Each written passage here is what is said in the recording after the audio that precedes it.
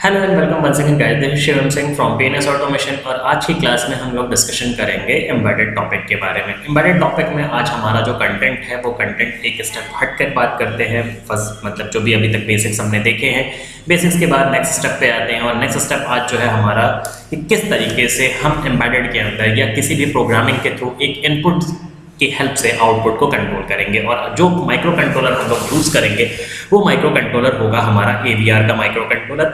और जैसा कि आप लोगों को मैंने क्लासेस में डिस्कशन किया है कि AVR माइक्रो कंट्रोलर हम डायरेक्टली यूज़ नहीं करते। AVR माइक्रो कंट्रोलर के बिहाफ पे हम लोग जो यूज़ करेंगे AVR माइक्रो कंट्रोलर से बना हुआ बोर्ड आर्डिनो यूज़ करेंगे। तो ओवरऑल कंक्लूजन यही है बेटा कि अब आज की क्लास में ये जो 30 से 35 मिनट के भी जो आपके सेशंस होंगे, इस सेशन में हम लोग डिस्कशन करेंगे कि how is it possible to make and control the output section by using a input signaling। input signaling से output को कैसे कंट्रोल करेंगे वाया आर्डिनो की कोडिंग कैसे होगी, कनेक्शंस कैसे होंगे, इसी के बारे में आज हमारे डिस्कशंस होंगे कि how is it possible to make a control of output sources by using a input signalling. ठीक है, इसका लाइव अगर आप एक एग्जांपल देखना चाहो कि ये कहाँ पे यूज होता है, सर हम क्यों पढ़ रहे हैं, तो अगर आप देखो तो आपके मॉल्स वगैरह में आप जाते हो, आप दरवाजे के पास जाते हो तो ऑटोमेटिक डोर खुल जाता है। तो ये कैसे पॉसिबल होता है? आप एक इनपुट के तौर पे जाते हो, आपको सेंस करता है सेंसर सेंस करके कंट्रोलर को डिटेल भेजता है, तो कंट्रोलर आपका डोर ओपन करता है। सेम इसी तरीके से आप टोल प्लाजा पे मूव करते हो, टोल प्लाजा पे जाते हो तो आपका बारकोड रीडर जो होता है, जो आपके नंबर प्लेट के ऊपर जो फास्टैग्स लगे होते हैं,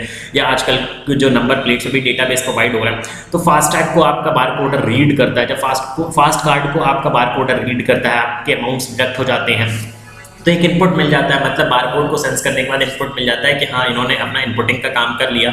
तो फिर आपके लिए वो डोर्स जो होते हैं, जो टोल प्लाजा के डोर्स होते हैं, वो डोर्स आपके ओपन होते हैं। सेम इसी तरह से कॉन्सेप्ट्स आपके होम ऑटोमेशन में भी हो रहा है। होम ऑटोमेशन में आप जब किसी घर के अंदर एंट्री करते हो और घर के अंदर आपके PIR सेंसर या इंफ्रारेड सेंसर लगे होते हैं जो आपको सेंस करते हैं हाँ इसमें ह्यूमन की प्रेजेंस हो चुकी है। फॉर एग्जांपल जैसे PIR पैसिव इंफ्रारेड सेंसर लगा है जो कि ये सेंस कर लेता है कि हाँ इसके अंदर कोई व्यक्ति आ चुका है या कोई पर्सन यहाँ पे अवेलेबल है, तो ऑटोमेटिक लाइट्स ऑन हो जाती हैं। जितने भी आउटपुट्स हैं वो कहीं ना कहीं से किसी इनपुट के सिग्नल को लेने के बाद ही आउटपुट को ऑन कर रहे हैं। तो यही हमें देखना है कि हम इनपुट के सिग्नल की कोडिंग फॉर आउटपुट के लिए कैसे लिखेंगे और किस तरीके से हमारे कनेक्शंस होंगे। तो कनेक्शंस देखो, इनपुट देने का तरीका और जरिया हमारा क्या है। एक तो है कि डायरेक्ट हम स्विचेस से हम अपना सिग्नल दें, स्विचेस की हेल्प से डेटाबेस प्रोवाइड करें, स्विचेस की हेल्प से इनपुट दें। और दूसरा क्या है कि स्विचेस की जगह पे instead of the switches we are going to place the sensor.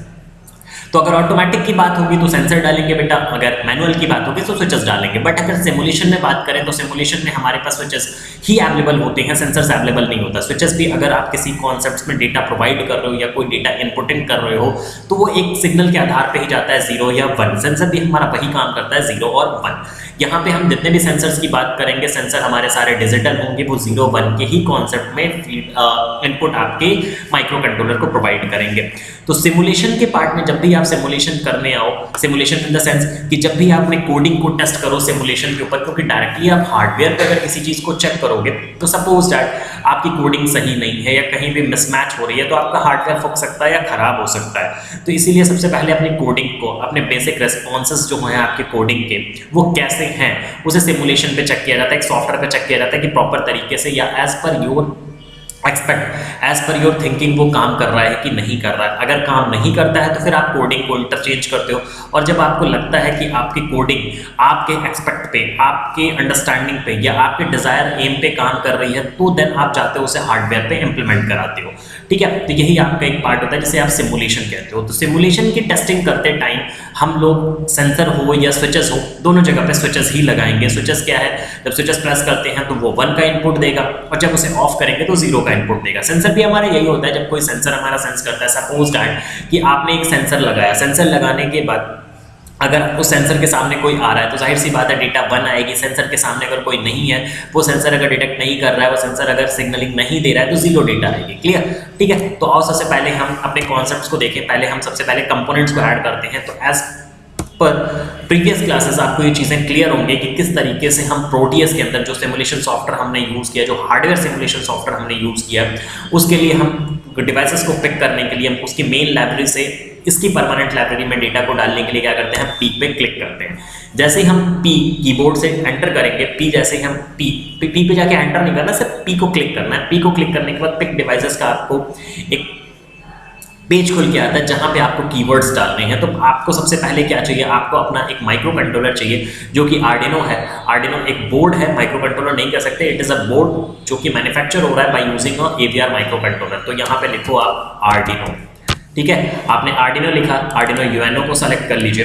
Then उसके बाद आप एक LED को कंट्रोल करोगे तो LED डैश ले लीजिए। LED dash will be use for the output, ये आउटपुट के लिए आप यूज कर रहे हो। फिर सिग्नल देने के लिए आप एक इनपुट प्रोवाइड करने के लिए कि हम एक इनपुट प्रोवाइड करें तो ही LED हमारी ऑन हो, तो उसके लिए ले लो बेटा बटन, ठीक है। और ये बटन जो हमने लिया है, this button will be in a form of momentary section. Momentary section में, क्योंकि कोई भी सेंसर तभी काम करता है जब आप उसकी रेंज में होते हो। रेंज से हटते हो तो क्या होता है, ऑटोमेटिकली वो सेंसर रीसेट हो जाता है। सेम उसी तरीके से बटन जब तक हम प्रेस करेंगे वर्क करेगा, जब छोड़ेंगे तो ऑटोमेटिकली रीसेट हो जाएगा। क्लियर। इसके साथ आपको यहाँ पे रेजिस्टेंस लेना पड़ेगा। ये क्यों लेना होता है इसके बारे में अभी जब हम सर्किट जोड़ेंगे तो आपसे डिस्कशन करेंगे। क्लियर। अब यहाँ पे आते हैं सर्किट को कनेक्ट करो। फर्स्ट ऑफ ऑल आप यहाँ पे एक आर्डिनो ले लीजिए, ठीक है।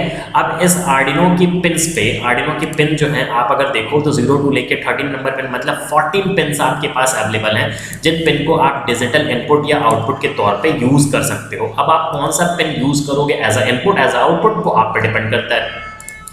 तो आप 12 नंबर पिन पे लेके LED लगा लो। तो 12 नंबर पिन पे आपने LED लगाई, इट मींस दैट यहाँ से ये क्लियर हो जाता है कि 12 number pin will be act as a output device, मतलब 12 नंबर पिन को आपने आउटपुट डिवाइस की तरह एक्ट कराया है, ठीक है। 12 नंबर पिन जो है वो आपका आउटपुट डिवाइस की तरह ट्रीट हुआ है। तो आपने यहाँ LED कनेक्ट की और यहाँ से LED को ग्राउंड कर दिया। कंपोनेंट देखो बेटा फिर से, कंपोनेंट मोड हमारा ये है, इस पे आप क्लिक करोगे, this is a component mode. आपने जो कंपोनेंट अपनी मेन लाइब्रेरी से उठा के अपनी अल्टरनेट लाइब्रेरी में ऐड किया है वो कंपोनेंट यहाँ पे आपके पास अवेलेबल है। पावर एंड ग्राउंड आप यहाँ से ले रहे हो, आपने इस सिंबल पे प्रेस किया, यहाँ से आपको ग्राउंड मिल गया, आपने इसको लो पोटेंशियल के लिए ग्राउंड दे दिया। हाई पोटेंशियल मतलब 5 वोल्ट की सप्लाई आपका आर्डिनो तो यहाँ से थ्रो करेगा ही। देन उसके बाद आप इनपुट दोगे, तो इनपुट किससे दोगे, तो बटन से दोगे। तो यहाँ पे बटन रख लिया। और ऑलवेज हमारा जो इनपुटिंग होता है, जो भी सिग्नल हम अपने माइक्रो कंट्रोलर्स को देते हैं, वो सिग्नल कभी ग्राउंड नहीं होता है, वो सिग्नल बेसिकली इंडिया में पॉजिटिव होता है, पावर होता है। तो यहाँ पे आप पावर इसको अंदर दोगे। अब पावर के लिए बैटरी हम लगाएंगे तो ये तामझाम एक्स्ट्रा पड़ेगा। जब आप हार्डवेयर में कनेक्शन करोगे, तो फिर से क्लियर कर लेते हैं, जब आप हार्डवेयर में कनेक्शन करोगे तो ये जो पिन आपके खाली दिख रहे हैं, ये VCC होता है, ये 5 वोल्ट होता है, ये ग्राउंड होता है, ठीक है। तो यहाँ 5 वोल्ट ग्राउंड आपको मिलते हैं, तो यहीं से 5 वोल्ट खींच के लाके यहाँ डाल दिया जाता है और यहीं से ग्राउंड खींच के लाके यहाँ डाल दिया जाता है। बिकॉज आर्डिनो ये कहता है no need to use the extra things and extra products. आपको एक्स्ट्रा थिंग्स और एक्स्ट्रा प्रोडक्ट्स यूज करने की जरूरत नहीं है, सब हमारे पास एज अ स्पेयर या मेरे बोर्ड के ऊपर अवेलेबल रहता है। इसीलिए इसे सबसे ज्यादा यूज किया जाता है आर्डिनो को। आर्डिनो के लिए ये नहीं है कि 3-5 ज्यादा फेरबदल करने हैं या बहुत सारे कंपोनेंट्स को आपको यूज करने हैं। आर्डिनो ये कहता है सर हर एक चीज मेरे ऊपर अवेलेबल है, VCC अवेलेबल है, ग्राउंड अवेलेबल है, आप उसके लिए कहीं जाइए मत। लेकिन जब हम सिमुलेशन पे काम कर रहे हैं तो सिमुलेशन में ये सारी चीजें अवेलेबिलिटी पे नहीं है, ठीक है। सिमुलेशन में ये सारी चीजें अवेलेबल नहीं है because this is not a hardware part, this is a simulation part. Simulation part में हमें बेसिकली अपनी मोटी मोटी चीजें चेक करनी है, मतलब अपनी कोडिंग चेक करनी है, अपने कनेक्शंस चेक करने हैं। ये VCC और ग्राउंड आपको प्रोवाइड नहीं करता बिकॉज ये खुद कहता है कि जब सिमुलेशन पे काम करो तो सिमुलेशन पे तो आपको ईजिली हर एक चीज अवेलेबल है ही, तो फिर आप हमारे बोर्ड की डेटाबेस को यूज ना करिए। क्लियर। अब इसे आपको पावर देना पड़ेगा, मतलब यहाँ पे एक पावर रहेगा, जब बटन प्रेस करेंगे तो वो पावर अंदर की तरफ फीड करेगा। पावर के लिए आप लोगों ने अपने थ्योरी में पढ़ा होगा बायसिंग पावर, ये बायसिंग कहते हो। Biasing will be a 5 volt, ठीक है। बायसिंग जो होती है आपकी 5 वोल्ट की होती है। तो कोई भी अगर आपसे पूछता है कि आपका आर्डिनो, स्पेशली आर्डिनो की बात करो अभी, आपका आर्डिनो कितना वोल्ट कंज्यूम करता है और कितना वोल्ट थ्रो करता है, मतलब कितने वोल्ट का इनपुट लेता है और कितने वोल्ट का आउटपुट देता है। तो हमारा आर्डिनो जो है वो डिजिटली 5 वोल्ट का इनपुट लेता है और 5 वोल्ट का ही आउटपुट देता है, ठीक है। ये क्लियर रखिएगा, एक इंटरव्यू पॉइंट ऑफ व्यू के लिए है कि हमारा आर्डिनो जो है 5 वोल्ट की ही इनपुटिंग लेता है और 5 वोल्ट का ही आउटपुटिंग करता है। क्लियर है, ठीक है। यहां तक आई थिंक कोई डाउट नहीं होना चाहिए। कोई डाउट होगा, नंबर मेरा है आपके पास, टेलीग्राम, व्हाट्सएप, जो भी आपको करना है करके अपने डाउट्स को भेजो, सजेशन प्रोवाइड करो कि सर यहाँ पे मुझे चीजें समझ में नहीं आ रही हैं, ठीक है। नेक्स्ट मूव करते हैं। यहाँ पे मैंने स्विच यूज किया है, स्विच यूज किया है बेटा। तो जैसा कि मैंने आप लोगों के कॉलेज में क्लास लिया है, तो कॉलेज में क्लास लेने में मैंने वहाँ डिस्कशन किया था कि हम लोग मेंटेन टाइम के बटन ज़्यादा यूज नहीं करते, मोमेंट्री टाइप के बटन यूज करते हैं। और उसका रीजन मैंने बताया था, मेंटेन टाइप और मोमेंट्री टाइप बटन में डिफरेंसेस जो मेनली हैं वो डिफरेंसेस ये है, मेंटेन टाइप बटन जो है वो आपका ज़्यादा से ज़्यादा डिले करता है, ज़्यादा लीकेज करता है, बट मोमेंट्री टाइप बटन आपका ज़्यादा लीकेज और डिले नहीं करता। मेनली बात करें डिले नहीं करता ज़्यादा, लेकिन ये तो मैंने नहीं कहा ना कि डिले नहीं करता, ज़्यादा नहीं करता बट डिले करता है। और डिले जब करेगा तो जाहिर सी बात है बेटा, जैसे मान लो इस स्विच को आपने ऑन किया, यहाँ से इस स्विच को ऑन किया, आप ऑफ कर रहे हो, आपने ऑफ किया 1 बजे, लेकिन इसने 1:05 पे ऑफ किया, ठीक है। डिले का मतलब हमको समझाने के लिए एग्जांपल दे रहे हैं, बट इतना बड़ा डिले नहीं होता, delay will be in a micro और milliseconds, but that micro और millisecond will play a very important और वेरी वर्स्ट रोल, ठीक है। बहुत वर्स्ट रोल प्ले कर जाते हैं, कभी कभी सर्किट्स हमारी बर्नआउट हो सकती हैं, ठीक है। तो अगर मैंने इसे 1 बजे ऑन किया और ऑफ कर रहे हैं 1:05 पे, और 5 मिनट का डिले है तो 1:10 पे ही ऑफ हो रहा है, तो 5 मिनट के अंदर में कुछ वोल्टेज तो यहाँ जाएगा ना। मैंने 1 बजे ये सिस्टम ऑफ किया, सपोज दैट मैंने ऑन किया इसको, 1 बजे हम ऑफ कर रहे हैं, तो 1 बजे हमारी एलईडी भी तो ऑफ हो जानी चाहिए, बट ये 5 मिनट के डिले के चलते कुछ ना कुछ सिग्नल तो यहाँ देगा ना। और जब सिग्नल यहाँ देगा तो जाहिर सी बात है हमारी जो कोडिंग्स होंगी वो कोडिंग्स तो यही है ना कि if this switch will be provide a power, if this switch will be provide a signal or provide a power, then this output will be a glow, ठीक है। बट आपने तो 1 बजे इसको ऑफ कर दिया, बट 1:05 तक ये सिग्नल देता रहा due to the leakage, due to the delay. तो जब ये प्रोवाइड, आपने 1 बजे इसको ऑफ किया और 5 मिनट में ये ड्यू टू द लीकेज और डिले ये पावर यहाँ पे प्रोवाइड कर रहा है, तो डेफिनेटली आपका आउटपुट 1 बजे ऑफ होने की बजाय 1:05 पे ऑफ होगा ना। तो उसी डिले को खत्म करने के लिए, उसी लीकेज को खत्म करने के लिए हम क्या करते हैं, हमेशा जब भी आप माइक्रो कंट्रोलर के साथ स्विचेस लगाइए, खास करके स्विचेस, सिर्फ स्विचेस, सेंसर के साथ नहीं, स्विचेस, जब भी आप स्विचेस लगाइए तो स्विचेस के साथ आप एक फंक्शन ये करो कि उसको पुल डाउन कर दो, ठीक है। पुल डाउन हम इसलिए कह रहे हैं, जब आप किसी भी स्विच के थ्रू पावर को पास करते हो तो उसे लीकेज या डिले से सेव करने के लिए, उस स्विचेस के थ्रू लीकेज या डिले के प्रोवाइडेशंस को ओवरकम करने के लिए, दूर करने के लिए पुल डाउन करना पड़ता है। लेकिन अगर आप यहाँ पे ग्राउंड की सिग्नलिंग करते, ग्राउंड का स्विचिंग करते, अगर यहाँ पे आपने ग्राउंड रखा होता और ग्राउंड को भेज रहे होते, तब आप ग्राउंड के लीकेज को या ग्राउंड के डिले को ओवरकम करने के लिए, उसे खत्म करने के लिए, उसे पूरी तरह से फिनिश करने के लिए पुल अप किया जाता है, ठीक है। पुल डाउन कैसे होता है, तो पहले पुल डाउन देखते हैं, फिर पुल अप के बारे में डिस्कशन कर लेंगे, ठीक। अभी क्या है, ये पावर आपने प्रोवाइड किया है, तो अगर आप 1 बजे अपने स्विच को छोड़ते हो, ऑफ करते हो, ठीक है, तो ड्यू टू द लीकेज कुछ ना कुछ पावर आपका जा रहा होगा, तो हमें क्या करना है, वो पावर आपके 13 नंबर पिन तक ना पहुंचे, उसे पहले ही कहीं लॉस करा देते हैं। इस प्रोसेस को कहते हैं पुल डाउन। और क्या करते हैं उसके लिए, एक रेजिस्टेंस लगाएंगे यहाँ पे, और इस रेजिस्टेंस के साथ लो पोटेंशियल जनरेट कर दो, ग्राउंड लगा दो, और इसकी रेजिस्टेंस वैल्यू सेट कर दो 1 किलो, ओके। अब क्या होगा कि ड्यू टू द लीकेज जो एक्सेसिव वोल्टेज होगा, ड्यू टू द डिले और ड्यू टू द लीकेज जो एक्सेसिव वोल्टेज आपका पास कर रहा होगा, वो वोल्टेज आपका 13 नंबर पिन पे ना जाके इस पाथ को फॉलो करेगा, और इस पाथ में आपका रेजिस्टेंस है, तो जाहिर सी बात है क्या हो जाएगा, पूरा का पूरा जो एक्सेसिव और मैक्सिमम वोल्टेज या ड्यू टू द डिले और लीकेज जो अनवांटेड वोल्टेज जा रहा था, वो इस रेजिस्टेंस के थ्रू लॉस हो जाएगा। जब लॉस हो जाएगा तो जाहिर सी बात है 13 नंबर पिन पे नहीं पहुंचेगा और 13 नंबर पे कोई सिग्नल नहीं मिलेगा। तो अगर आप स्विचेस के थ्रू पावर की स्विचिंग कर रहे हो, कर रहे हो और उस पावर को अनवांटेड टाइम पे जब उसका डिले हो रहा है, तो उस डिले के थ्रू जो लीकेज वोल्टेज या करंट बन रहा है, उसको लॉस करने के लिए जो रेजिस्टेंस लगा के ग्राउंड का अप्रोच आप करते हो, इसी को पुल डाउन कहा जाता है। बट यही काम कुछ ऐसा अगर आप करते बेटा, सपोज दैट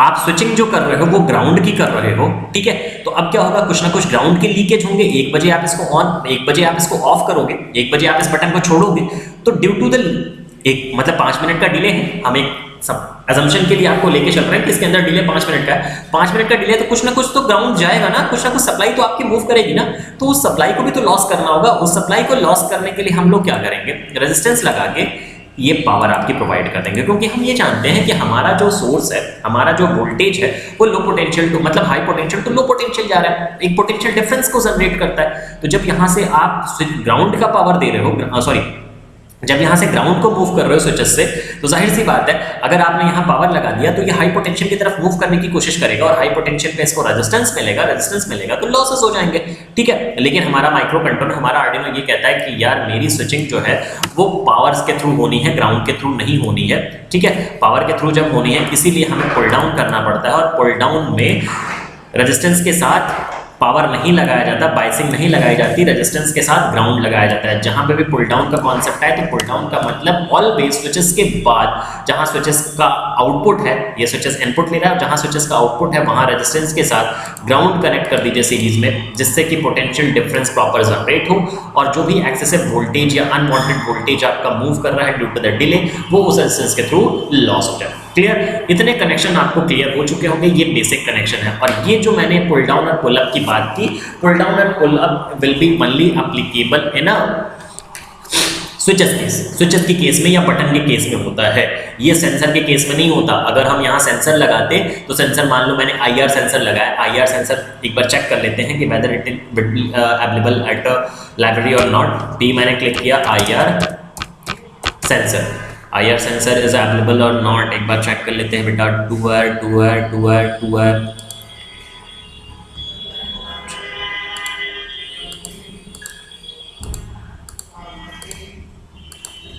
या IR sensor is not available. अगर आप IR सेंसर देखोगे तो IR सेंसर आपका जो होता है वो VCC ground and the output, ठीक है। तो VCC ग्राउंड पे VCC पे 5 वोल्ट, ग्राउंड पे ग्राउंड दे दो और जो आउटपुट होगा वो डायरेक्टली आके आप कहाँ डाल दो, 13 नंबर पिन में डाल दो। तो आपका सेंसर जो है वो 13 नंबर पिन को सिग्नल प्रोवाइड करेगा। जब सेंसर सेंस करेगा तो आपका जो आउटपुट होगा वो 13 नंबर पे सिग्नल देगा। तो वहां पे आपको कोई भी पुल डाउन पुल अप करने की जरूरत नहीं है, बिकॉज स्विचेस के साथ ही डिले होता है, सेंसर के साथ कोई डिले नहीं होता। क्लियर?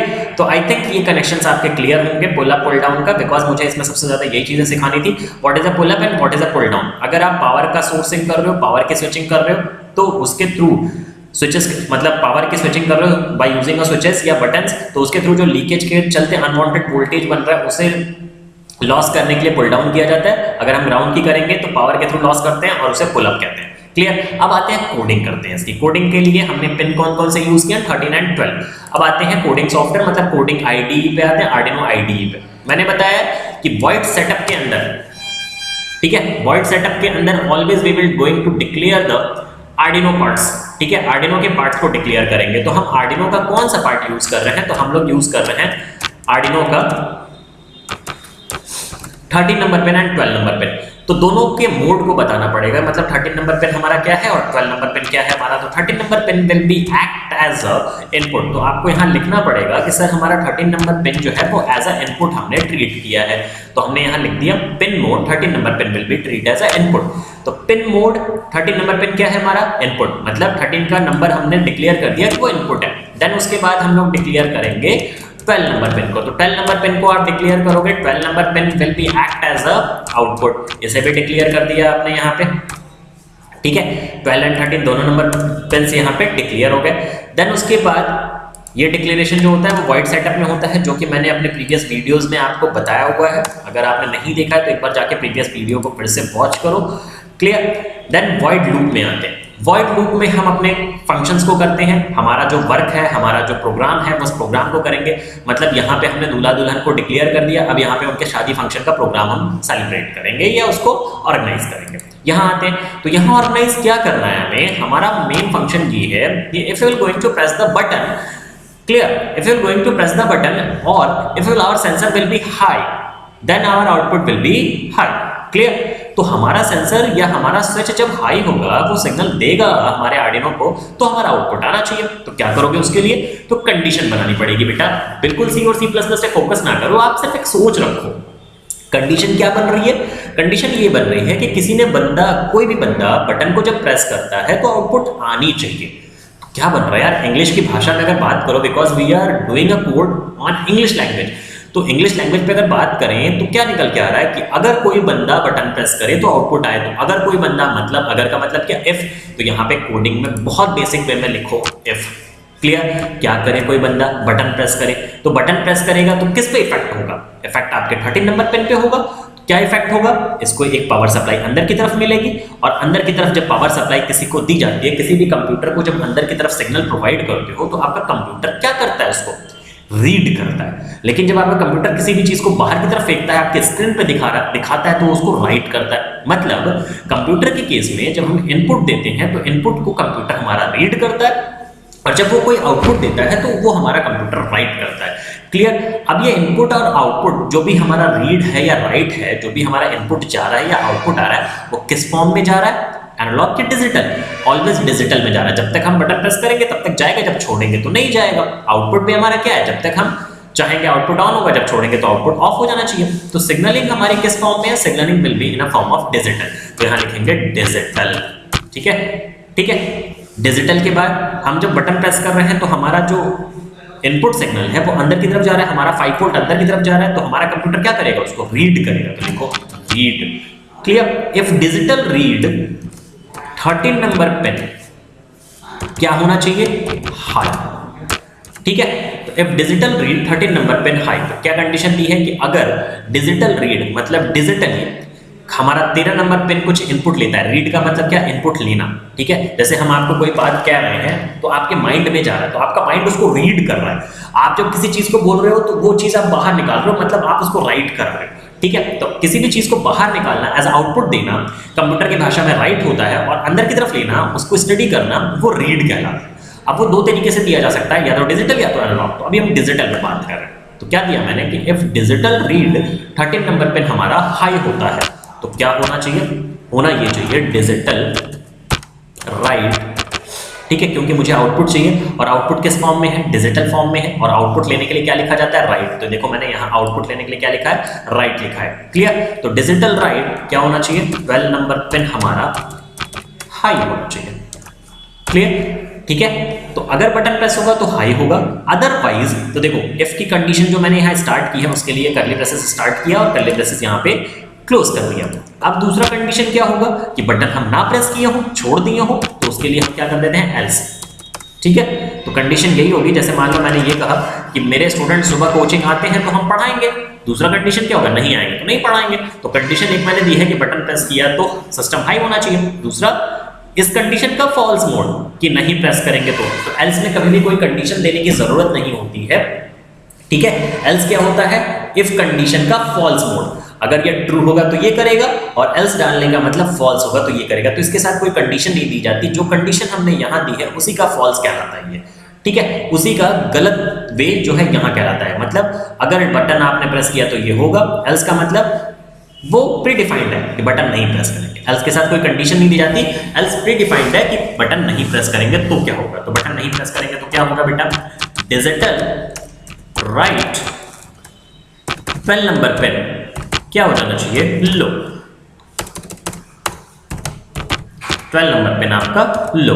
क्लियर? आर्डिनो के केस में किसी भी सिस्टम को ऑन और ऑफ करने के लिए कैपिटल लेटर में हाई एंड लो लिखा जाता है। और एक चीज और याद रखिएगा, आर्डिनो के केस में कभी भी आप कोडिंग कर रहे हो तो coding will be in a form of case sensitive. जैसा मैंने कैपिटल और स्मॉल का यूज किया है, वैसे ही कैपिटल और स्मॉल का आपको यूज करना है, ये केस सेंसिटिव होता है।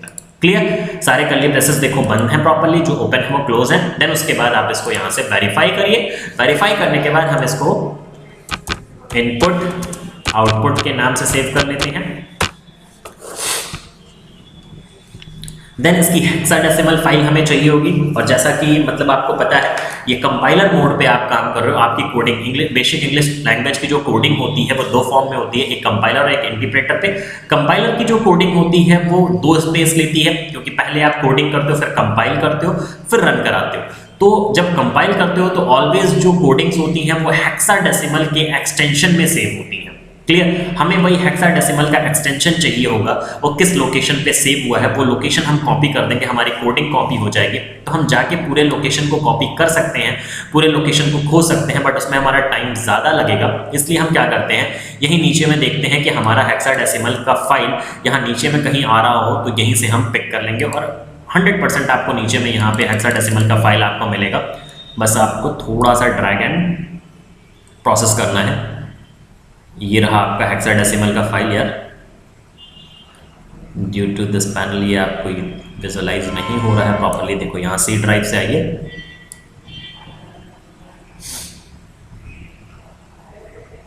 ये हेक्साडेसिमल एक्सटेंशन है, ठीक है। कभी भी किसी इंटरव्यू में पूछा जाए कि आपकी कंपाइलर की जो कोडिंग्स होती हैं, कंपाइलर की जो कोडिंग्स आप करते हो फॉर आईओटी और आर्टिफिशियल इंटेलिजेंस और फॉर एम्बेडेड, तो वो किस फॉर्मेट में, किस एक्सटेंशन में सेव होती है और किस एक्सटेंशन में आप अपने माइक्रो कंट्रोलर के अंदर डालते हो, तो आप ऑलवेज बताना सर .hex फाइल में हम डालते हैं, ठीक है। तो उसकी एक्सटेंशन जो होती है .hex होती है। तो हमारी हेक्साडेसिमल फाइल होती है, मतलब हमारे कोडिंग का जो लोकेशन है उस लोकेशन को हम यहाँ लाके पेस्ट कर देते हैं। ओके करते हैं इसको, फिर आप यहाँ से प्ले करिए और चेक करते हैं कि जो हमने कोडिंग की है, मतलब बटन प्रेस करने पे आउटपुट आना चाहिए, वो कोडिंग हमारी प्रॉपर्ली वर्क कर रही है कि नहीं कर रही है। बटन मैंने प्रेस किया हुआ है, हमारा आउटपुट आ रहा है, बटन हमने छोड़ा, आउटपुट नहीं आ रहा है। इस कोडिंग के थ्रू ही क्लियर हो जाता है, बटन प्रेस करोगे तो आउटपुट आएगा, ठीक है। और एल्स क्या कहता है, इफ और एल्स का मतलब क्या है, जैसे मैंने ये कहा कि इफ, ठीक है, if student will hear then will take class, ठीक है। तो इफ के साथ मैंने कंडीशन लगाया स्टूडेंट विल हियर।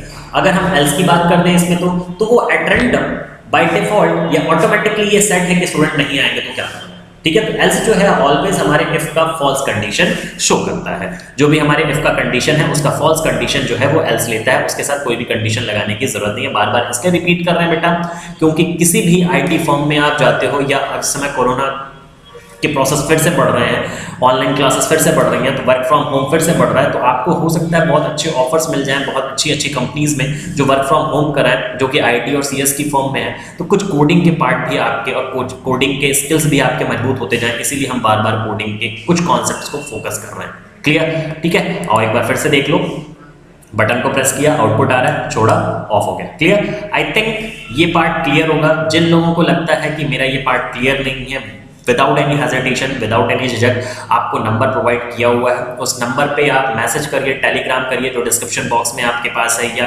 आपको टॉपिक पे टाइटल में भी दे दिया जाएगा, ठीक है। तो और वीडियो को हम प्रोग्रेसिव या इंटरेक्टिव बनाने की कोशिश करेंगे।